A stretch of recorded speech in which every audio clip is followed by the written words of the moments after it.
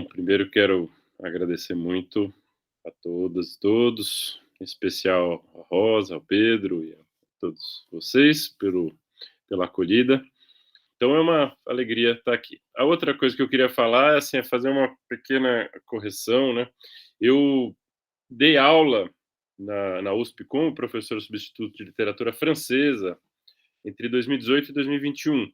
Então, no momento, eu não sou professor, né? Portanto, só para isso estava errado lá no site da editora e até no livro saiu errado, porque quando a gente estava preparando ainda era professor substituto, né. Bom, eu, na verdade, acho que a ideia hoje é contar um pouco para vocês o que foi esse trabalho, que resultou nesse livro e, em especial, a parte que se refere a Guimarães Rosa, naturalmente, que é o texto que eu escrevi sobre o meu tio Yawaretê, um conto mais extenso, mas ainda assim um conto, que está no livro Estas Histórias, né? Esse livro que o Guimarães Rosa organizou, chegou a deixar preparado, mas acabou falecendo antes, então foi publicado póstumamente.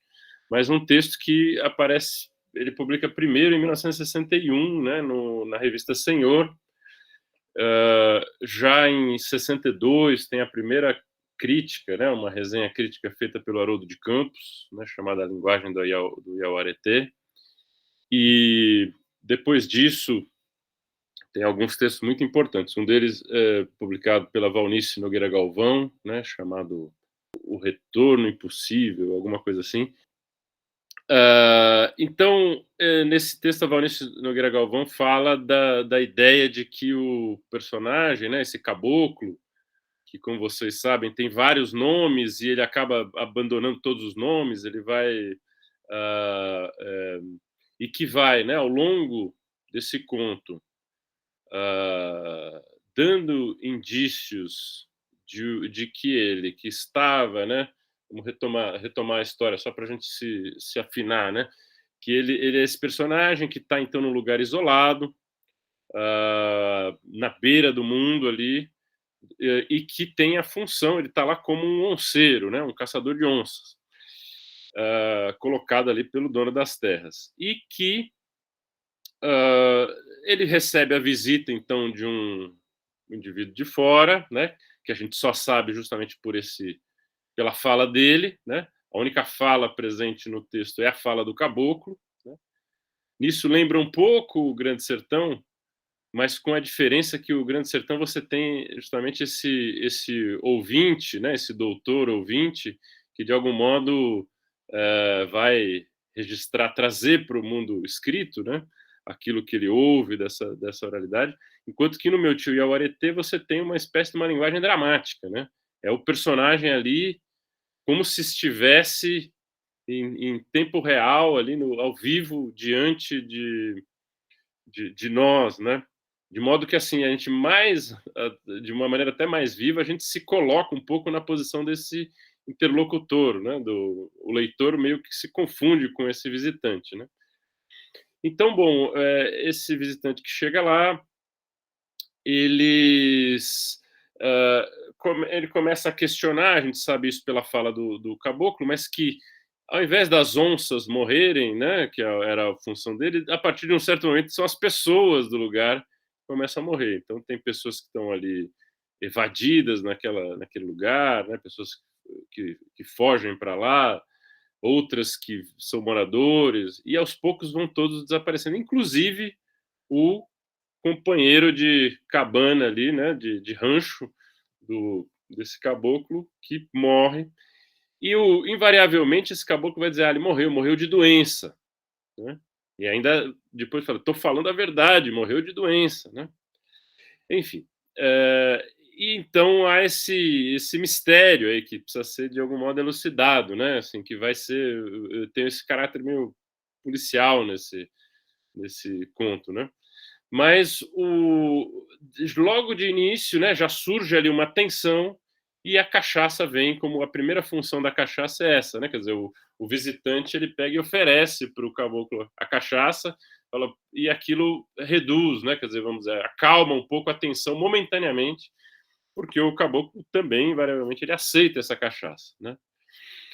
Hã, e ao longo do conto, então, vão se revelando todos uma série dessas mortes, né, como aconteceram, dessas pessoas, e também que o caboclo, que era para ser um aliado do proprietário das terras contra as onças, né, ele acaba, a partir de um certo momento, começa a dar sinais de que ele vai se tornando, na verdade, um aliado das onças, né? Inclusive por uma onça que ele chama de Maria Maria, com a qual ele começa a ter um flerte, começa a ter uma relação ali, uma espécie de um namoro assim com essa onça, né? Bom, o que eu fui esse texto que eu escrevi, né, que vem justamente já daquele tempo, né, do labirinto da língua fera, né, que é a ideia dessa língua que o Guimarães Rosa, na qual o Guimarães escreve esse conto, que é um labirinto de português e tupi, basicamente, né? Ele vai escrevendo as duas línguas ao mesmo tempo, inclusive traduzindo de uma para outra em vários momentos, mas também cifrando uma série de coisas ali, né?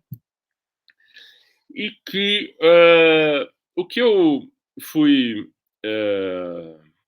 percebendo, né, descobrindo ali, assim, fazendo essa pesquisa, é que o Guimarães ele vai, de algum modo, cifrar, não, aí nesse ponto eu discordo do que, como eu dizia, né, a Valnice Nogueira Galvão, ela trata como se fosse um desejo de um retorno ao cru, né, retomando a tese do, do Levi-Strauss, né, do cru e do cozido, né, como se esse desejo esse devir onça que ele vai manifestando fosse de algum modo um retorno a um momento anterior à cultura, né?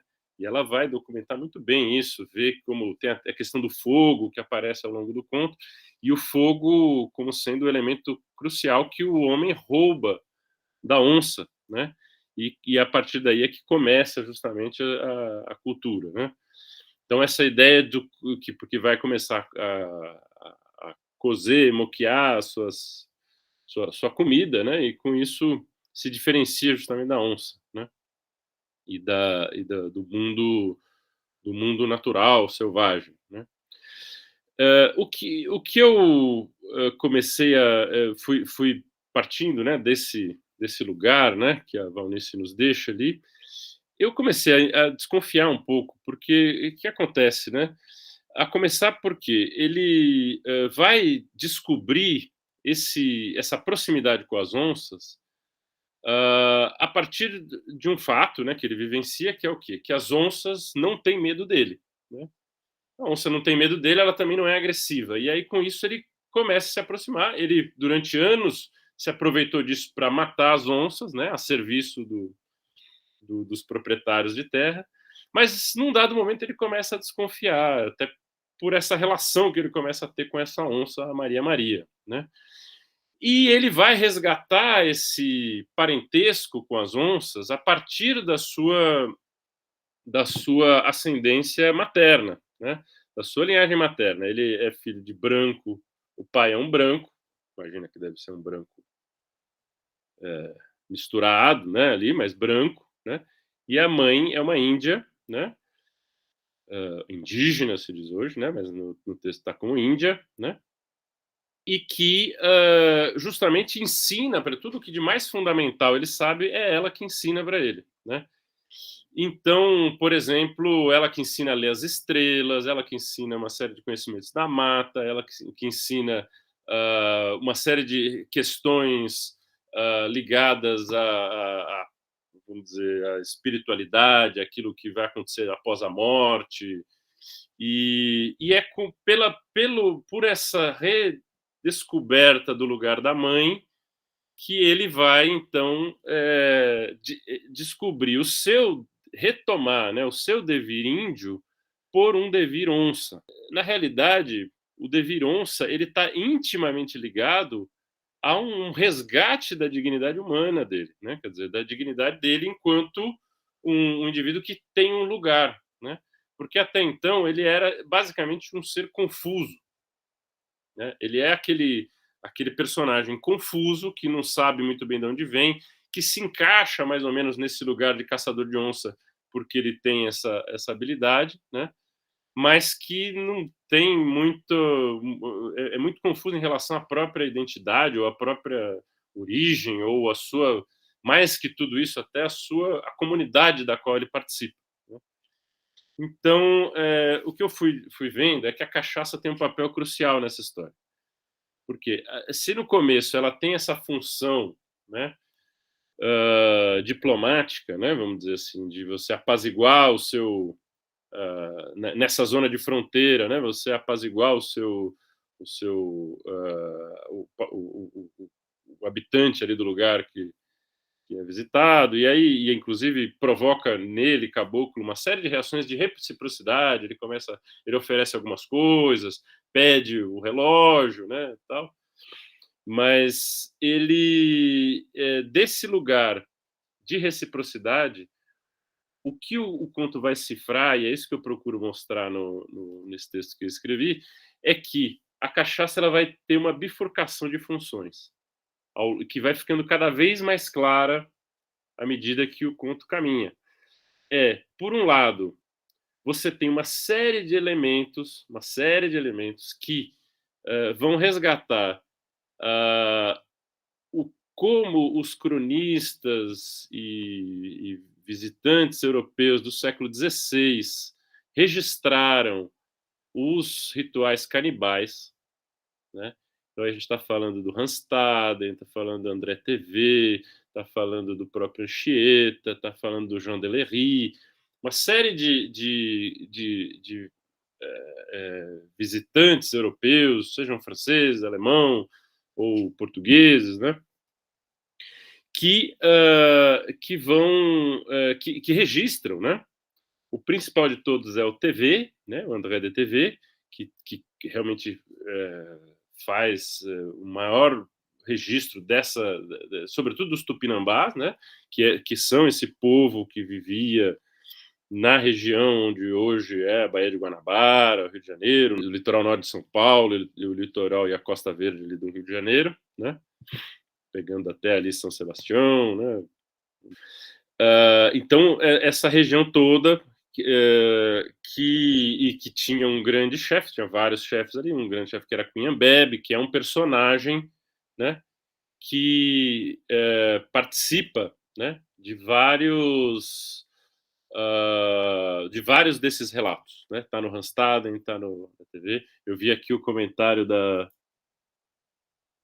Alba, né? Que em Meu Destino é Ser Onça, exatamente, tem esse livro, né, do Alberto Mussa, mas que ele faz, né, ele reconstrói justamente o mito da, da do mito canibal, né, da origem do universo tupinambá a partir com a figura da onça, e ele vai, inclusive, reunir nesse livro todas as suas fontes, né, tendo justamente o André TV como principal.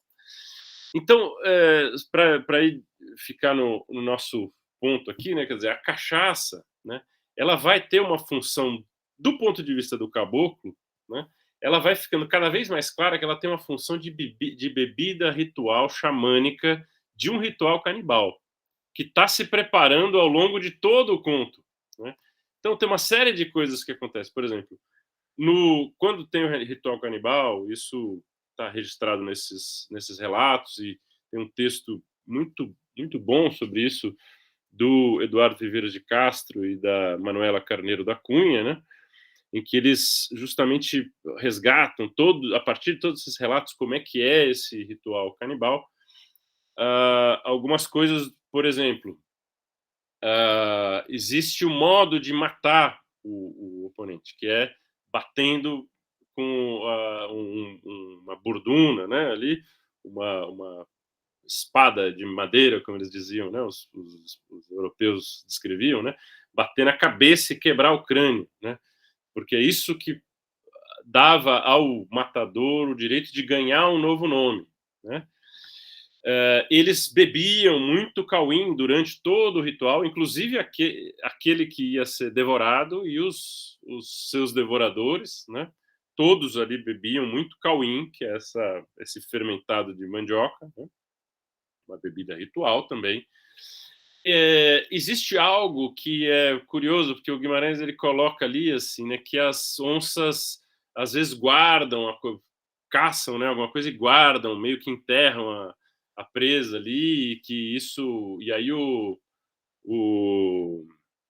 o caboclo diz: não, ela guarda para mim, né? Eu vou lá e pego, tá tudo. E isso, segundo eu conversei com amigos, biólogos, tá tudo, isso não é prática das onças, mas é prática dos importante no ritual canibal dos tupinambás, que partilhavam, né, a partilha da comida, né, quer dizer, desse ser devorado, desse inimigo devorado, era fundamental como um modo de você difundir por toda a comunidade, tanto da própria aldeia ali, quanto os visitantes que vinham de outras aldeias ou em visita ou para o ritual canibal, né?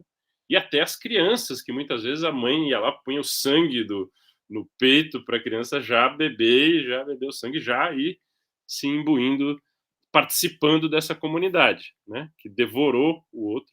Né? Uma outra coisa que parece que é muito forte nesses rituais é que o devorado ele assume uma postura, né? Aquele que vai ser devorado, né? O inimigo capturado, ele assume uma postura muito arrogante. Ele fala assim: não, vocês vão me comer hoje, mas os meus parentes vão comer vocês. Na próxima vez vocês podem esperar, porque eles vão comer vocês e tal. E de maneira que isso aparece nos relatos, às vezes você não sabe quem é que está por cima na história, né? Quer dizer, quem que vai comer quem ali, porque é justamente essa postura altiva, né? Até arrogante, que é a marca ali, né, disso. E que também faz com que haja uma certa confusão ali, né, de quem é que tá por cima, e que isso vai ser decisivo no conto também, né? Quer dizer, o, o, o, o caboclo ele tá ali contando histórias e mais histórias de pessoas que morrem ali, né? Até o momento em que ele vai ser o devorador, né?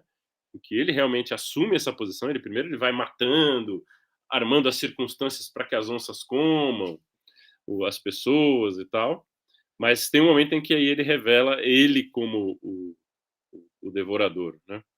E aí é que ele se entrega e o outro vai então fazer. Mas até o último momento ele está fazendo o quê? Ele está contando algo que também é importante nos rituais canibais, ou seja, contar todas as mortes pregressas que aconteceram antes daquele evento, né? Há uma série de elementos ali do ritual canibal que estão cifrados do conto, né? São muitos assim, né? E estão todos ali, né? E a cachaça como sendo essa bebida da partilha, né? Agora, por outro lado, o que há também, né? O Guimarães Rosa também vai cifrar a outra perspectiva, a perspectiva do visitante e que vai chegar e encontrar um canibal. E aí ele vai trazer uma série de elementos cifrados que remetem, na cosmologia ocidental, ao lugar da antropofagia, né? E, sobretudo, aí, isso, Guimarães Rosa, como vocês sabem, né? Ele é um helenista, ele é um indivíduo que vai trazer muitas vezes a mitologia de um modo ou de outro para dentro dos seus textos, né? E ali você tem, primeiro, a figura de Polifemo, né? Que é o Ciclope que participa da história da Odisseia, né? Então, a primeira cena, a chegada do visitante ali, tem uma série de marcas ali que eu identifiquei que são muito parecidas com a chegada de Odisseu na caverna do Ciclope. As perguntas que ele faz, e até essa coisa de não ter nome, né? Quando o Ciclope pergunta qual é o seu nome, ele fala ninguém, né? E, enfim, uma série de elementos ali que vão estar cifrados. E outra figura fundamental na mitologia grega de um antropófago é também um personagem, né? Quer dizer, uma entidade meio humana, meio animal, né? Que é o Minotauro, né? que vive dentro de um labirinto, né? E que vai a quem vão chegar, vão ser entregues como oferendas, né? Jovens atenienses que ele vai devorar, justamente. Né? Há uma série de coisas aí que, enfim, que até coisas que eu fui descobrindo depois de publicado o texto e tal, que mostram isso, mas assim, por exemplo, a referência ao Polifemo está inclusive na próprio prefácio do Randstaden. Essa imagem do canibal, né, como se, trazendo à tona trazendo a memória, né, essa cosmologia uh, daquele ser que está na beira, na fronteira do humano e que faz aquilo que para o ocidental é o que há de mais terrível, né? Quer dizer, você pode matar para o ocidental é uma coisa normal, né? Matar na guerra e matar milhões é uma coisa que sempre ocorreu. O problema é a devoração do humano. Né? Esse é que é o problema. Né?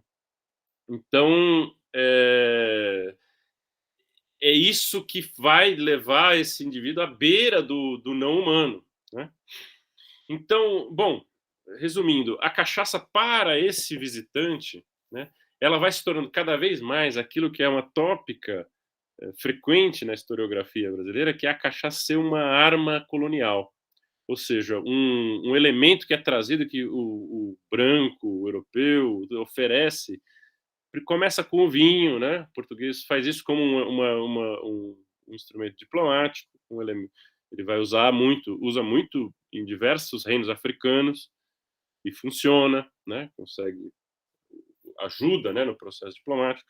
Depois, entre os indígenas do Brasil, vai ser mais difícil, porque não é uma estrutura hierarquizada, então eles vão trazer um vinho, tem que dar para todo mundo, e a coisa não funciona. Mas, de elemento diplomático, vai se usar, sim, muito a cachaça como uma arma colonial, um elemento de desestruturação das comunidades, né?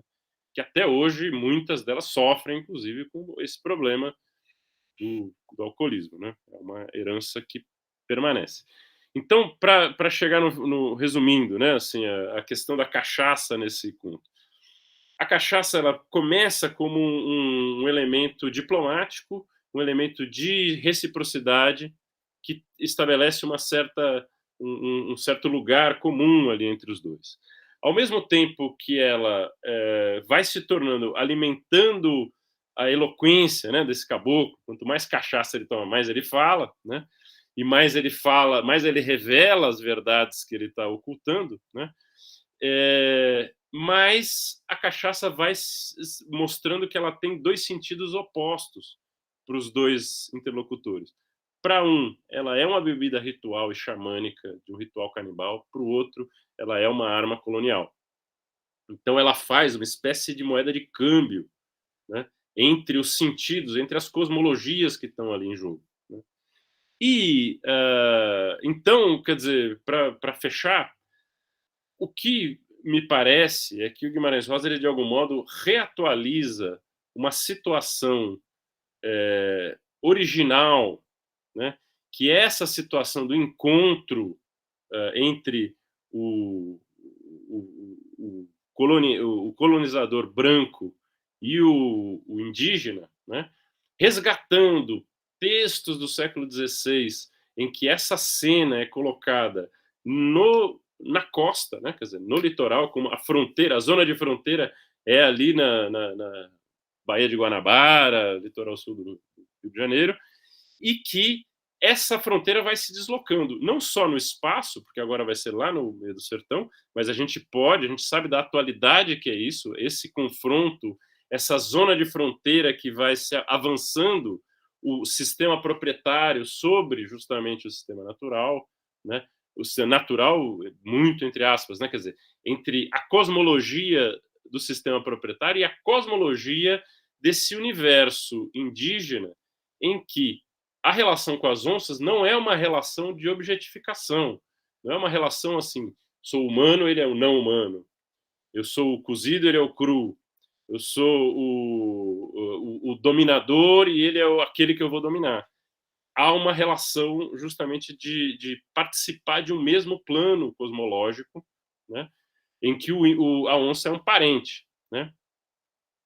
Então, por isso que esse devir índio e devir onça, ele é justamente o resgate não de uma volta ao natural, é um resgate da dignidade desse índio que vai se colocar na posição daquele que resiste, né? Não daquele que está a serviço do sistema proprietário para o avanço sobre o universo paritário, o universo comunitário, né? Da floresta, da, em que humanos e onças vão dividir ali, às vezes um devorando o outro, né? Mas de qualquer maneira, não como seres de natureza distinta. Né? Então é mais ou menos isso. O final, a gente sabe, ele é o final trágico ali, né? Quer dizer, vai ter justamente o fim dessa voz, né? Ela vai ser. Mas eu acredito que tem aí que o Guimarães Rosa mantém ativo uma espécie de um ritornelo, porque esse indivíduo que está visitando lá, se supõe que seja um jagunço, ele, no fundo, vai ter uma história muito parecida com a desse caboclo. Né? Ele foi o desonçador da vez, né? Que foi lá matar agora aquele que se tornou onça, né? Que era um humano e que se converteu, entrou num devir onça. Né? Então, é possível, é raro, mas é possível que ele também, em algum momento. E, na verdade, eu acredito que essa é a questão que ele coloca para nós, né? A gente vai onçar ou vai estar a serviço desse projeto colonial, né? Bom, a ideia geral é essa.